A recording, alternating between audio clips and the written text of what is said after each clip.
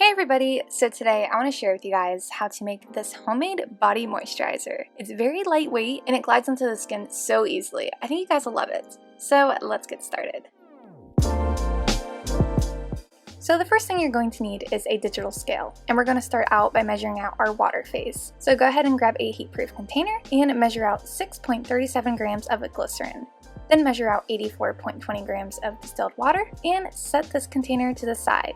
Next, grab another heat-proof container, and now we're going to be measuring out our oil phase. So I started out by adding in 19.13 grams of carrier oils. I did a combination of sweet almond oil and sunflower seed oil. So down in the description box, I will put this recipe down in percents, so you guys can come back to the recipe and look at it later. Next, I measured out 11.33 grams of shea butter. You can use any kind of butter you would like. Then I measured out 3.8 grams of cetyl alcohol and 3.8 grams of emulsifying wax. So now it's time to take your oil phase and your water phase, and you want to place them in a double boiler, and you want to heat both of them up to 150 degrees Fahrenheit or 70 degrees Celsius, and you want to hold them at around that temperature for about 20 minutes. That way they can fully sterilize and kill any bacteria that may be in the ingredients. So now that everything is sterile and melted down, you want to grab the water phase and pour it into the oil phase. You always want to do it this way. Then you want to immediately blend it with a stick blender, or also known as an immersion blender. So it won't completely harden right away. You want to let it cool down, and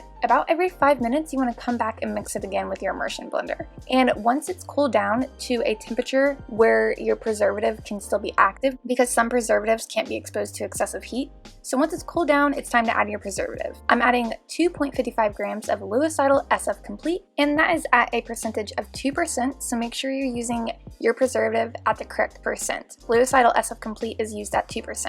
And then I'm adding my essential oil, which is going to be used as my fragrance, which also needs to be added once the formulation has cooled down. So I added in a total of 1.27 grams of essential oil, a combination of sweet orange essential oil and vanilla essential oil, and then mixed everything in together. And this combination of essential oils literally smells like orange creamsicle, so that's why I'm obsessed with it. So now it's time to grab your container, and I grabbed this 4-ounce glass bottle here and start filling up your container. If you want to make it a little bit easier, you can use a piping bag. That way you can just easily squeeze the lotion into the container, but whatever, I did it the hard way. And then you want to grab your pump cap and twist it onto your bottle. So just to let you guys know, I will have all the supplies that I used in this video linked down in the description. That way you guys can find everything you need. And also just to let you guys know, this recipe makes about 4.5 ounces of lotion. It might end up being a little bit less, but it's right around there. So like I said, this moisturizer is super lightweight. It's not a heavy moisturizer at all. It glides on the skin super easy. It absorbs into the skin super easy. I'm like obsessed with this. It's definitely my favorite body lotion I've ever used. Also, if you didn't know, I do sell all natural skincare products over on my Etsy shop. So be sure to go over and check out my shop if you're interested in that kind of stuff.